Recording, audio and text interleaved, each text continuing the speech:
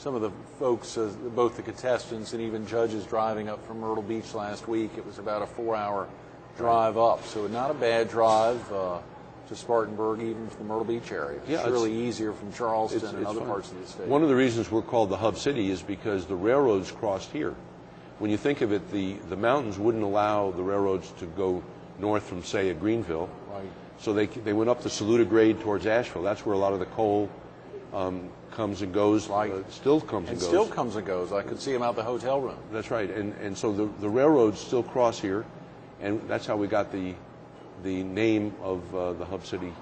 And we have a lot of energy in our cultural groups. We now have the Hub City Writers, which is a conglomeration of a lot of culturally interested people who write well. This is writers, not riders. Yeah. Writers. There's a lot of writers out there, and but writers. Yeah, yeah. And a lot of music. Ties them together. Yeah. Marshall Tucker Band came from Spartanburg. A lot of great music was spawned here, and we're very proud of that. How about some other notable people? You mentioned one out front. Of course, a lot of viewers want to know about what prompted you to run for re-election after the first time, but how about some other notable folks here coming out of the Spartanburg area? Any other claims to fame? There's probably so many. There are a lot of them. Yeah, I mean, we've had a lot of great. Marshall Tucker Band. Marshall Tucker Band was one, and we've had a lot of entrepreneurs. Of course, Roger Milliken is legendary. George Johnson has done a lot with that. Jerry Richardson and Charlie Bradshaw both were here, and of course Jerry went on to. They started.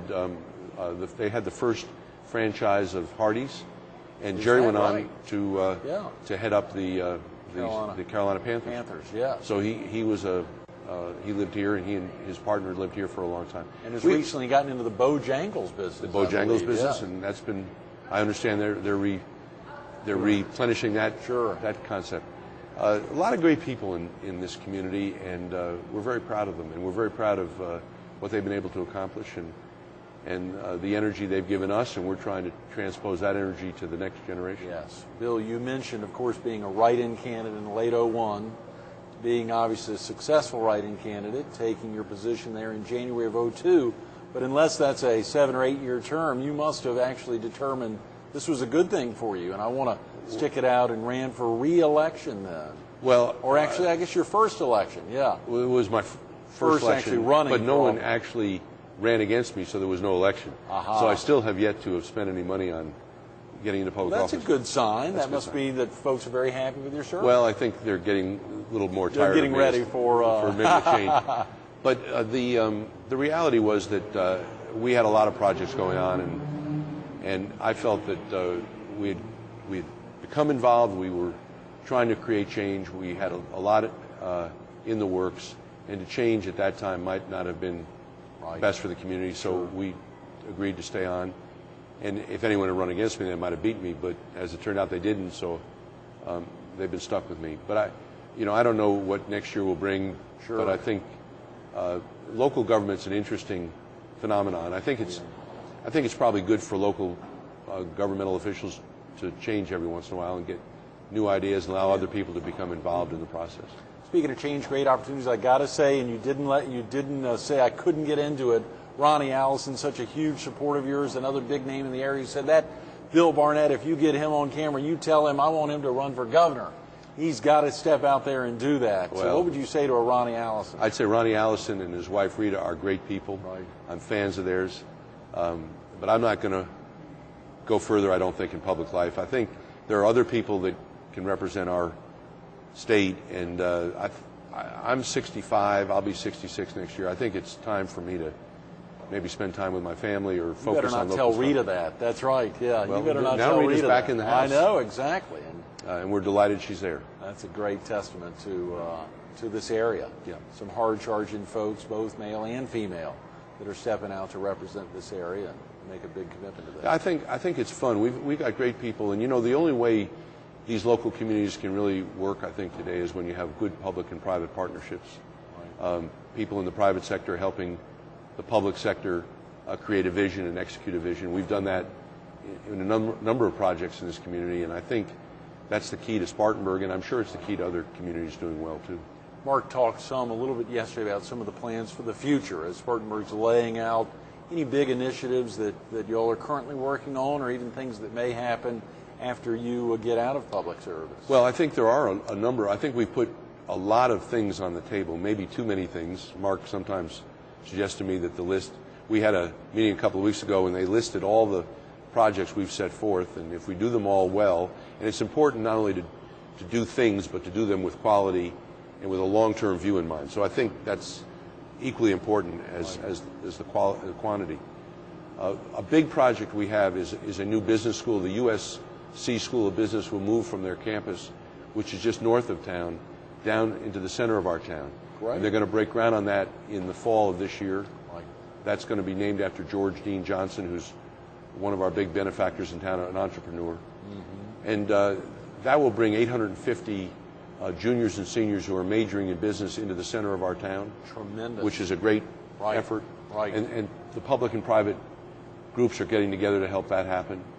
Mm-hmm. That's an important project. We've just completed the Morgan Square upgrade downtown. Mm-hmm. We've got some parks and recreational programs that we're very interested in. We're going to put a skateboard in the middle of town so the kids don't have to skate on all of our public property. We're going to start a new recreation center on the southern part of our community. Right. A lot of housing initiatives. Great. So good. there's an awful lot going on in Spartanburg, and again, it's not just a question of coming up with ideas. It's a question of financing them properly, right, and doing them with good quality so that the next generation is properly satisfied that we did the right things and that they're sustainable over a long period of time. Yes, yes. We've just got a couple of minutes, Bill, and thinking about the other folks you serve with, obviously you oftentimes go out to represent the entire city and all elected officials of the city. Share with viewers real quick about the makeup of City Council here, Spartanburg City Council. We have a good City Council. We have, our community is quite interesting. We have, in the city of Spartanburg, 40,000 people, about half African American and half white. Is that right? And our council reflects that. We've got a mayor pro tem right now, Kenneth Smith, who is an African American minister in town and has done a great job. Right. And we have Linda Dogan, who represents the north side where we currently sit. Right. Linda's a leader in our community, and Robert Reeder, who represents the south side. Right. And then we have three other representatives: Joe Spigner, Junie White, and Renee Carvo. Right. So the seven of us make up the team, and Mark Scott, as you know, we have a city manager form of government. Right. So right, much like Myrtle Beach. Myrtle Beach, yes. and we, Mark. Most everybody reports to Mark, and his responsibility is to execute the plans that the city council agree on, and we really have a lot of common interests in this community. We want the community to grow for everybody. This isn't about a few people growing. This is about everybody in our community improving, and it's about all the people that live outside the city being proud of what we were able to do in the city. Right. Because in the end, when people come to town and want to put a job here, they're going to come downtown and see what the energy of the community really looks like. You can go up to a place in Boiling Springs or outside the community, but in the end, people want to come downtown and see what kind of energy you reflect by what you do in your community. So I'm excited about the leadership in our community, and I'm pleased and proud of what everybody's been able to do. It is a team sport. Communities are built by teams, not by individuals. Learning how to count, making sure the numbers are there, and that ultimately there's at least a majority of folks supporting an idea. I suspect you always wanted all seven, or was it not seven? Seven to be on board on anything. You would like it. Doesn't always happen. Yeah, it doesn't always happen, but remarkably, this group has stayed together and prioritized. Local government's about taking scarce resources and prioritizing them into projects and into services to their community. And I think we've done a very good job of staying together and creating a common vision that we could execute. Because we don't have the resources. If we're all going to beat each other up, we wouldn't be very successful. I'm very proud of this group. I think they've come together well. That's tremendous, Bill. So oftentimes folks wonder, how does someone become a mayor? For you, we hear about it being a write-in issue, and then, of course, being reelected or elected for the first time in an actual piece there. Well, it's an honor. You want to serve your community.